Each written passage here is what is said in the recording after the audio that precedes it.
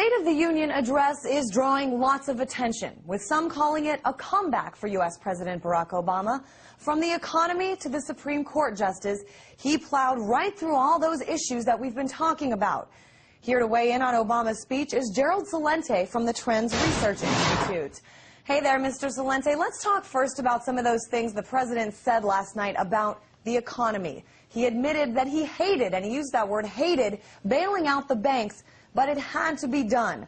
What's your reaction to this? Well, why did they have to bail out the big guys? You know, what they do is on one side of his mouth he says how much he hates it, and on the other side the banks are laughing all the way to the bank. And what did they do today? They just reappointed the biggest banker in the world, Ben Bernanke, who made it all possible.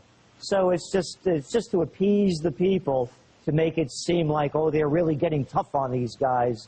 While, as I said, they're laughing all the way to the bank. But, Mr. Celente, what the president said, and it's hard to dispute this, is that if he hadn't have bailed out the big guys, more businesses would have been lost. Fewer loans would be given than they have been. What's your response to this? Well, few loans are being given already. The loans aren't going out there.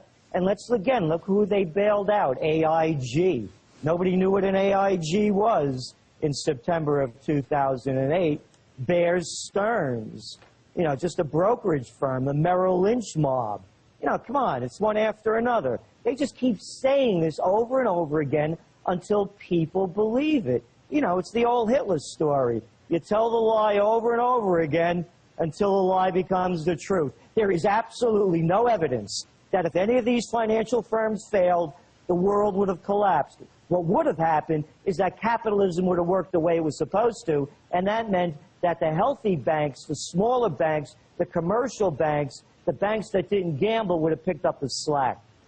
All right, well, let's stay on this topic of money. And you were mentioning before Ben Bernanke, the Fed chair. Right now, the Senate hearing, the decision on whether or not to reconfirm him for a second term, it's going on right now.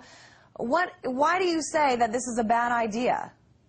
Well, he's the guy, how could people be so irresponsible and to keep being put in the same positions to act more irresponsibly?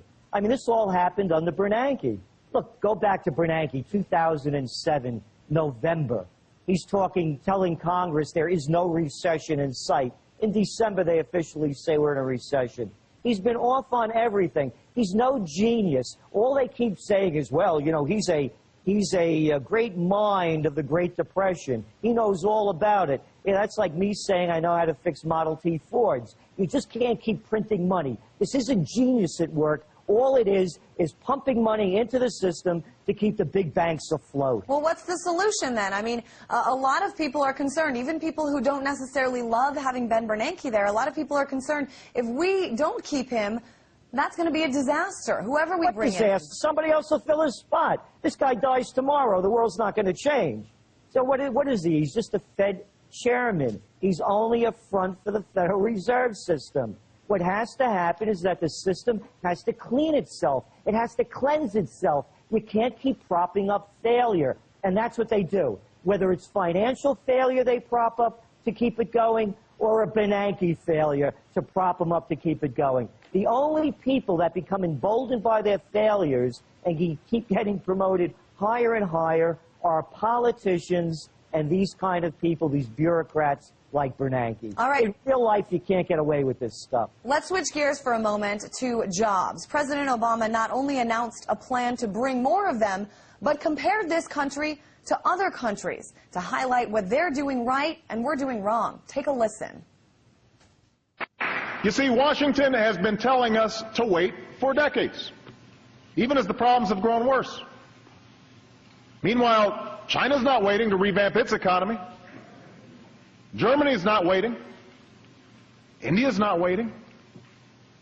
These nations they're not standing still. These nations aren't playing for second place.